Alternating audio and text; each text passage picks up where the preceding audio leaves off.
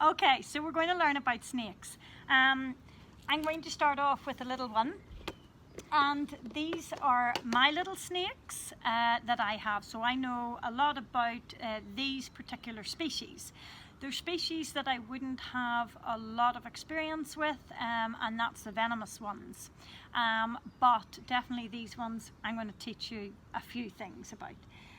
So this is actually a hognose snake. And this is baby Jasper. Now he is about 8 years old. The reason why he's still very small is actually he's a short breed of snake. So hognoses are very, very short little snakes. And they have the most amazing scales that kind of look like adders, like puff adders. Okay, so I'm going to show you him, and this is little baby Jasper. He has a little nose that is pointed out like a little piggy, pointed up in the air like a little piggy. So he's called a hognose snake. There we go, he's beautiful. And he's still very, very tiny. The colours on him and the markings on him are beautiful. Kind of like a black and brown, and then underneath he's got the most beautiful checkered markings on his belly. So hognoses are very, very gentle wee snakes as well. All snakes are gentle, and you need to handle them with just real gentle abilities, because they don't want to be frightened or stressed. Snakes shouldn't move away from you or want to get away or just try to escape. If that's the case, they don't want to be with you. So it's nice to hold them and handle them very gently, and then they don't get stressed, and they know, especially the ones that I show in the show and the ones that I have, they never get stressed because they're handled really, really nicely, and they never feel pain, which is a really important thing, is that when animals don't feel pain, they don't, they're very nice with you, and you can be nice with them. And they're okay. Now, so that is wee Jasper, and he's a little hognose snake.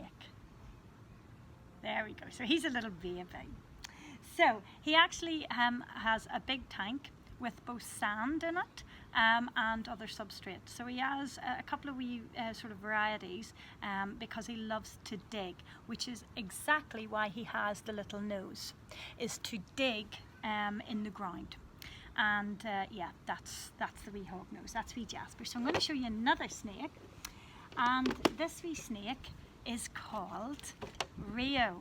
And if you have seen the shows, you will know Rio, because Rio comes to most of the shows, and he is a little bit bigger than the hognose. He's a python, and this is Rio. He's the python, but he's absolutely beautiful. Now, I'm going to let him come close, and he's really, really gentle, so he should just like relax, yeah. So you can see Rio's mouth. Now, at the top, or along the sides of his mouth, there are holes, and they're called pits.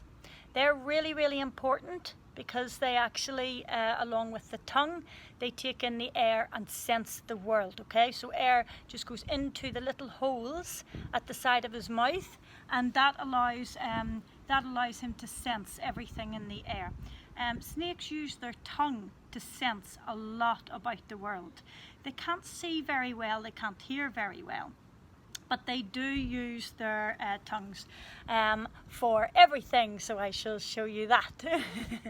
Now, the colours on him are amazing as well. So he is black and sort of like a beige colour, black and brown, and then underneath he's got this amazing creamy white colour going on for his belly. Now, if you look, his scales on his belly are rectangular, and what that's for is to help him move along the ground.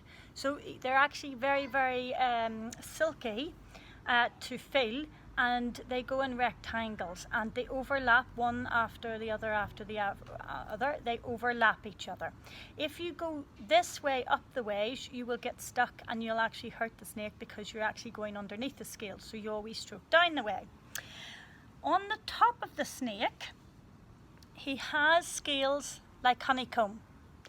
They're shaped like little honeycomb scales, and that is used as this kind of armor plating and to reduce water loss and everything. So that is his scales on the back. He's moving, he loves the sunshine. And if you can see his beautiful scales, and they do look like honeycomb. Now he's used to being up in the trees, so he hangs from the trees using his very, very strong tail, and he'll hang there and then use his ab muscles to get up and up onto the branch again. So all snakes love to climb on branches. He actually goes on the ground in the forest as well. So pythons would be in underneath the leaf litter in the forest, in the rainforest, and actually finding their food that way. If they want to rest or sunbathe, they'll go into the sun. They'll find a little sunny spot, a nice warm spot when they waken up in the morning, and they will sunbathe to get the heat into their bodies. So if you know anything about snakes, you will know that they're cold-blooded, which it doesn't mean that their blood is always cold. It just means that their blood is cold until they have to warm it up using the sun, okay? So, or in our case in the tanks, they will use the heat mats and the heats that we give them. And that means then they can warm up and they're active for the rest of the day. Now, you can see his beautiful eyes.